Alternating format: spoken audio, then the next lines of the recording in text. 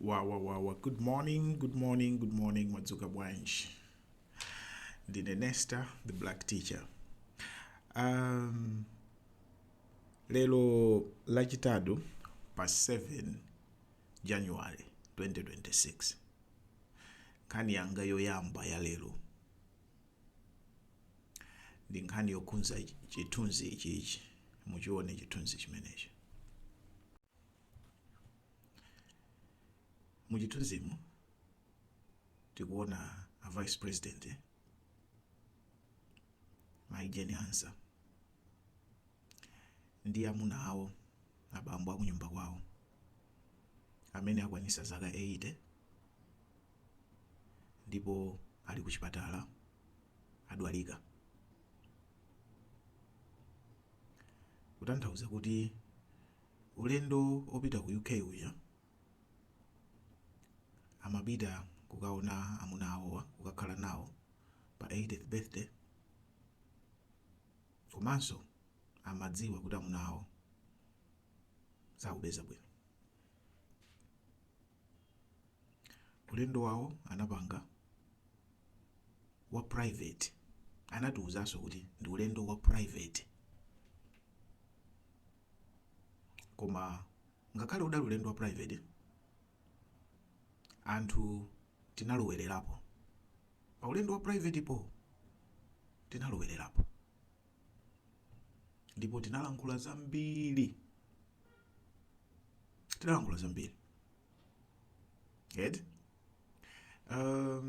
Ndinapanga mavideo angapo. Video yambirira ndinanena kuti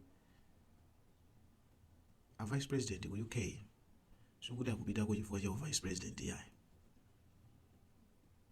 amakhala ku UK ko kuchokera chaka cha 2020 after chisankho anakhala ali ku UK, ali ndi family ku UK.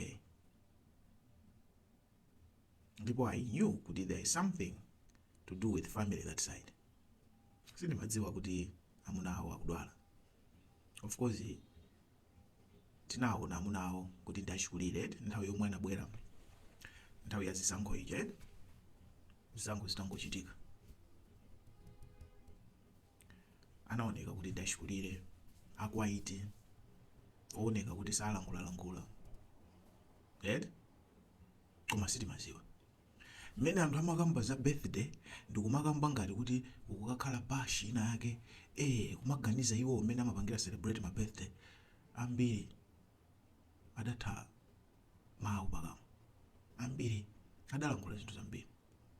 And this has got me thinking ndi mamayiwa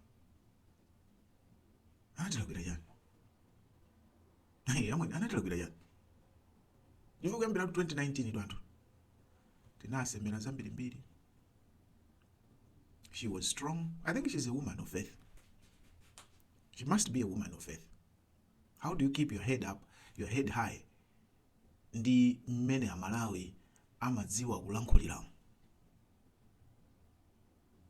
You know, you must be strong. You must be strong. Serious. Ifuka amalawi ali nkukamwa. Let's wait and see. Sending our thoughts and hearing messages to our daddy. Hope he feels better. Kuti when the VP returns to Malawi to work, at least she should be at peace. She should be at ease, because it's not easy to be attending to so many issues in Malawi whilst the love of your life is sick. Mwambie sindilankhula zambiri, ndimangofuna ndingonena zimene zezi ziko.